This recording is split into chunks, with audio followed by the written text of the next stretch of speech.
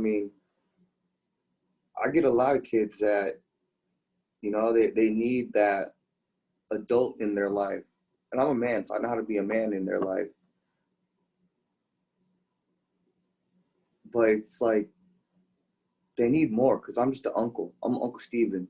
You know, they need that. Like some of them, a role model. Yeah, like and like I could fulfill my role, but I mean, like for some of them, you know, I'm like a father figure, and like that was tough. Like accepting that, like that was tough. But I mean, I respect it enough where I changed my life to fill that role. But I mean, a lot of these kids, like I'm not in a position for that, and it's not my position to do that. But I mean, I could be a part of that circle of positive male role models, but they still need that, like that dad figure. And like one of the kids that, you know, really got me just to, you know, really take my head out my ass was, she was like 7 or 8, and one day she came to practice and she was just like, she was crying, and I was like, "What's wrong with you, kid?" And she was just, "I haven't seen my dad in months, and I haven't talked to him in forever." And I was just like, well, sometimes dads do that. And we're not here to cry. We're here to have fun, so, you know? Like,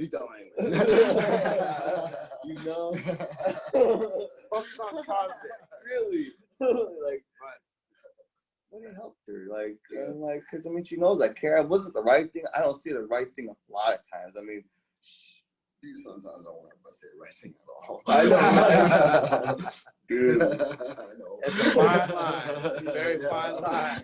Yeah. I'll say things I think are like hilarious, or I'll think like, "Why are you asking me this, kid?" They're like, and then they'll explain to me, and then like it's a really deep-hearted feeling behind it, and it sounds like, I don't know what it sounds like. That's why I'm looking confused. Like, Sometimes my sense of humor is so dark. I'm just like, sorry, kid. I'll keep this one to myself. Yeah, for real. Yeah. Yo. Let me zip it. Yeah, because like people don't understand how impactful their words are on kids when they're young. I mean, not even just with kids. I mean, that's one thing about being a leader, is I had to figure out the gravity of my voice, because I could really uplift people. I could really make them feel good about themselves and their decisions, and just help them, you know, to see that there is light at the end of the tunnel. I could tear them down in seconds, or I could just, you know, completely demoralize them. And it's not something I ever really thought would be within my power. It's like, And to be in that position is mind-blowing. Yeah. In a sense, you know, Yeah. like, it's eye-opening for sure. Yeah. It's a responsibility that you never ask for. Exactly. You know, like you never get that dude that's just like, yeah, I wish I had a whole bunch of kids bothering me. What was right to do, you know? I know, right? Where's that dude? I know, right? Like, we got a job for you. Dude, you're gonna love it. Yeah. It doesn't pay anything. Half the time you're wrong. If you're lucky. Like, I mean, it's always a cost. It's always everything. But I mean, I wouldn't have it any other way. It's the rewards, though. Like, yeah. To be able to impact somebody else's life in a positive way. Exactly. Mm-hmm. That's a really good feeling, you know? It really is. It's like, makes it worth it. Yeah. Kids make everything better. Yeah, I used to not think that way. Like, I mean, when they're not terrorizing shit. I know, right?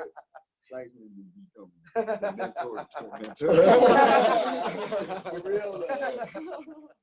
Like, they would just be so wild, and there'd be like 20 of them some days, and it's just like, I'd be staring at them, and I'm like, all right, now what? And they'd be like, at me, look at me, like, all right, yeah, now what?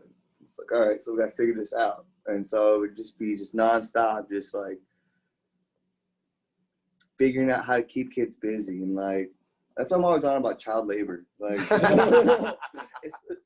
it's y'all. Yeah, we're always self-funded, you know. I mean, we just got our first grant, you know, from the First Nations folks that we've actually been sharing this video with some of them, and that was the first time we actually ever asked for money. It's always been dragging them around, doing performances, selling just little art pieces, or doing fundraisers, or just whatever, take money out of our own pockets. I mean, I used to make a lot of money on stuff I was supposed to make money off of. So I mean, in order, like, for my own conscience, I'd be like, here, I throw money down on stuff. And now we learned that wasn't the right way to do it. but I mean, within that process, the main goal was to teach the kids that we don't need anybody to be together. We can just be together and take care of ourselves. And I'm hoping that, asking for help will be able to show them that together we can have so much more, we can do so much more. I mean, we'll have so much more just working together. And, the sky's the limit, All working towards one goal. Yeah.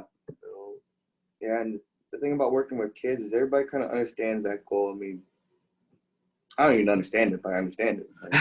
Right?